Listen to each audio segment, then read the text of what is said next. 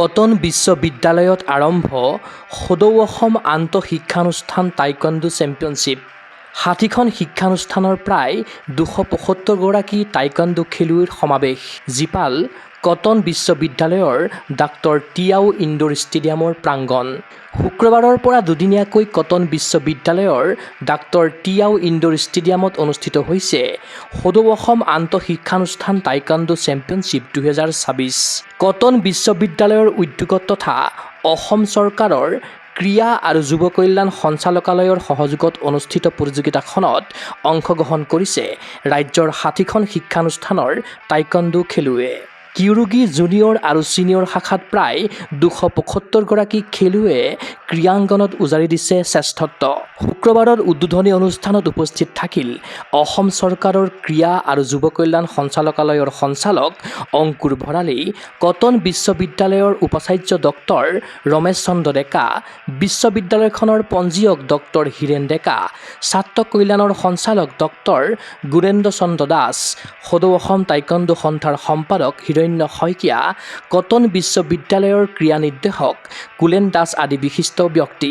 প্ৰতিযোগিতাখন উদ্বোধন কৰি খেলুৱৈসকলক শুভেচ্ছা জনোৱাৰ লগতে অসম চৰকাৰৰ ক্ৰীড়া বিভাগৰ তৰফৰ পৰা কটন বিশ্ববিদ্যালয়, গুৱাহাটী বিশ্ববিদ্যালয় আৰু অসম ইঞ্জিনিয়াৰিং কলেজলৈ আৰ্থিক সাহায্য আগবঢ়োৱাৰ কথা উল্লেখ কৰে ক্ৰীড়া সঞ্চালক অংকুৰ ভৰালীয়ে। আজি কটন বিশ্ববিদ্যালয়লৈ আহিছোঁ। ইয়াতে all Assam inter institutional taekwondo championship দুদিনীয়াকৈ পাতিছে। আমাৰ শ্ৰদ্ধাৰ উপাচাৰ্য মহোদয়, পঞ্জীয়ক মহোদয় আছে। আমি জানিব পৰা মতে ইয়াতে প্ৰায় ২৭৫জন খেলুৱৈ অংশগ্ৰহণ কৰিছে আৰু ৬০তকৈ অধিক ইনষ্টিটিউটৰ পৰা খেলুৱৈসকল আহিছে। এইবাৰ আমি প্ৰথমবাৰৰ বাবে অসম চৰকাৰৰ ক্ৰীড়া আৰু যুৱ কল্যাণ বিভাগৰ ফালৰ পৰা সামান্য কিছু আৰ্থিক অনুদান আমি কটন বিশ্ববিদ্যালয়, গুৱাহাটী বিশ্ববিদ্যালয় আৰু অসম অভিযান্ত্ৰিক মহাবিদ্যালয়, আছাম ইঞ্জিনিয়াৰিং কলেজলৈ আমি আগবঢ়াইছিলোঁ। তো সেইধৰণে গুৱাহাটী বিশ্ববিদ্যালয়েও এই ধৰণে এখন বেডমিণ্টনৰ প্ৰতিযোগিতা পাতিলে। আজি কটন বিশ্ববিদ্যালয়ে টাইকোৱাণ্ডো পাতিছে আৰু ইঞ্জিনিয়াৰিং কলেজেও টেনিছ পাতিলে। গতিকে আমি ভাবিছোঁ যে এই ধৰণৰ আমাৰ যিটো প্ৰয়াস শিক্ষানুষ্ঠানসমূহত, ইয়াৰ দ্বাৰা শিক্ষানুষ্ঠানসমূহত লুকাই থকা প্ৰতিভাসমূহ ওলাই আহিব আৰু তেওঁলোকে এটা ৰাজ্যিক পৰ্যায়ত আৰু আগলৈ গৈ ৰাষ্ট্ৰীয় পৰ্যায়তো এক প্লেটফৰ্ম বা এখন সুযোগ পাব। ইফালে কটন বিশ্ববিদ্যালয়ৰ ডাক্তৰ টিয়াও ইনডোৰ ষ্টেডিয়ামৰ মজিয়াখন মেপল কাঠেৰে পুনৰ নিৰ্মাণ কৰি দিছে ক্ৰীড়া বিভাগে। ইনডোৰ ষ্টেডিয়ামখন নতুনকৈ সজোৱাৰ ক্ষেত্ৰত সহযোগিতা কৰাৰ বাবে ক্ৰীড়া বিভাগক ধন্যবাদ জনালে বিশ্ববিদ্যালয়খনৰ উপাচাৰ্য ডক্টৰ ৰমেশ চন্দ্ৰ ডেকাই। তদুপৰি বিশ্ববিদ্যালয়ৰ চৌহদত সদৌ অসম ভিত্তিত প্ৰতিযোগিতাখন আয়োজন কৰাৰ ক্ষেত্ৰত অসম চৰকাৰৰ ক্ৰীড়া বিভাগৰ পৰা লাভ কৰা সহযোগিতাৰ শলাগ লয় উপাচাৰ্যগৰাকীয়ে। আজি কটন বিশ্ববিদ্যালয়ত অল অসম ভিত্তিত টাইকোৱাণ্ডো চেম্পিয়নশ্বিপ অনুষ্ঠিত হৈছে। মই অসম চৰকাৰৰ ক্ৰীড়া আৰু যুৱ কল্যাণ বিভাগক ধন্যবাদ জ্ঞাপন কৰিছোঁ। তেখেতসকলে এই চেম্পিয়নশ্বিপৰ কাৰণে কটন বিশ্ববিদ্যালয়খন আমাৰ পচন্দ কৰি লোৱাৰ কাৰণে। ইয়াতে আজি ২৭৫গৰাকী ছাত্ৰ ছাত্ৰীয়ে অংশগ্ৰহণ কৰিছে আৰু ৬০খন শিক্ষানুষ্ঠানৰ পৰা ছাত্ৰ ছাত্ৰী আহিছে। এইটো এটা খুব ভাল দিশ আৰু প্ৰথমবাৰৰ কাৰণে কটন বিশ্ববিদ্যালয়ত এনেকুৱা অল অসম ভিত্তিত এটা টাইকোৱাণ্ডো চেম্পিয়নশ্বিপ আমি অনুষ্ঠিত কৰিব পাৰিছোঁ। গতিকে সকলোকে ধন্যবাদ জ্ঞাপন কৰিছোঁ আৰু স্পেচিয়েল থেংকছটো তাৰমানে আমাৰ অসম চৰকাৰৰ ক্ৰীড়া আৰু যুৱ কল্যাণ বিভাগ।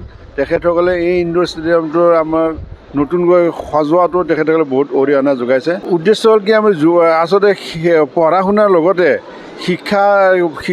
শিক্ষাটো এটা খুব গুৰুত্বপূৰ্ণ কথা। তাৰ লগতে আমি ফিজিকেলিও ফিট হ'ব লাগিব আৰু ফিজিকেলি ফিট হৈ থাকিবৰ কাৰণে খেল এটা অবিচ্ছেদ্য অংগ। গতিকে টাইকোৱাণ্ডোৰ দৰে খেল যেতিয়া ছাত্ৰ ছাত্ৰীয়ে খেলিব তেতিয়া তেওঁলোক সজাগকৈ ফিজিকেল ফিটনেছটো থাকিব আৰু ফিজিকেল ফিটনেছ থাকিলেহে আমি মেণ্টেলি ফিট হ'ম আৰু তাৰপিছত আমি শিক্ষাৰ ক্ষেত্ৰত আমি আগবাঢ়ি যাব পাৰিম। গতিকে আমি শিক্ষাৰ ক্ষেত্ৰত ছাত্ৰ ছাত্ৰীসকলক উদ্যোগনি জনোৱাটোৱে আমাৰ প্ৰধান উদ্দেশ্য।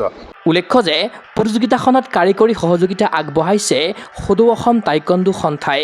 কটন বিশ্ববিদ্যালয়ে গ্ৰহণ কৰা পদক্ষেপক উচ্চ প্ৰশংসা কৰিলে সদৌ অসম টাইকোৱাণ্ডো সন্থাৰ সম্পাদক হিৰণ্য শইকীয়াই। আমি খুব আনন্দিত যে আজি কটন ইউনিভাৰ্চিটিয়ে অতি সুন্দৰভাৱে পোনপ্ৰথমবাৰৰ কাৰণে গোটেই অসম ভিত্তিত এখন টাইকোৱাণ্ডো চেম্পিয়নশ্বিপ পাতিছে। ইয়াত জুনিয়ৰ আৰু ছিনিয়ৰৰ এয়া আছে, ক্লাছ 9ৰ পৰা ইউনিভাৰ্চিটিলৈকে বিভিন্ন স্কুল কলেজ ইউনিভাৰ্চিটিৰ পৰা ইয়াতে প্ৰায় 300 খেলুৱৈ আহি যোগদান কৰিছে।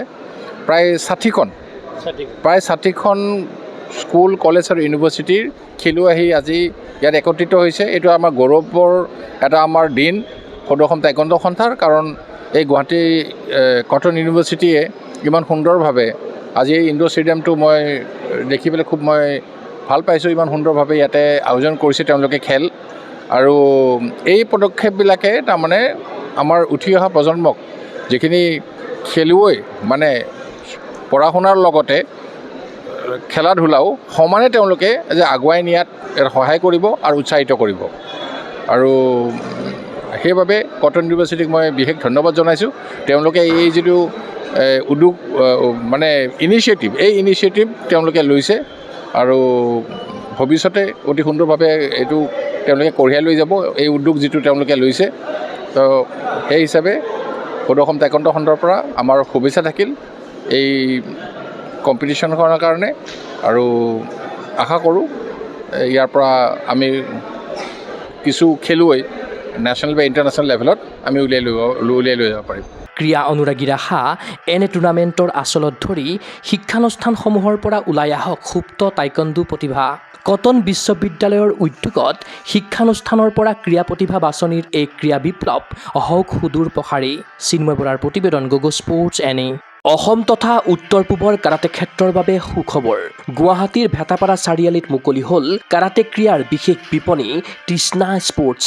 কিয়ৰ দ্বাৰা এপ্ৰুভ বিভিন্ন ব্ৰেণ্ডৰ কাৰাটেৰ সামগ্ৰী, কাৰাটেৰ সাজ পোছাক এই বিপণীত উপলব্ধ। খুচুৰা আৰু পাইকাৰী মূল্যত ক্ৰয় কৰিব পাৰিব আপোনাৰ প্ৰয়োজনীয় আৰু মন পচন্দৰ সকলো সামগ্ৰী। কিয় approve model gloves, kicking pad, kit bag, standing kick bag, leg guard, head guard, chest guard, groin guard, rubber puzzle mat, belt ইত্যাদি উন্নতমানৰ কাৰাটেৰ সামগ্ৰী ক্ৰয়ৰ বাবে আহক তৃষ্ণা স্পৰ্টছলৈ। ঠিকনা তৃষ্ণা স্পৰ্টছ, ভেটাপাৰা চাৰিআলি, SB complex, BR road, Guwahati 28।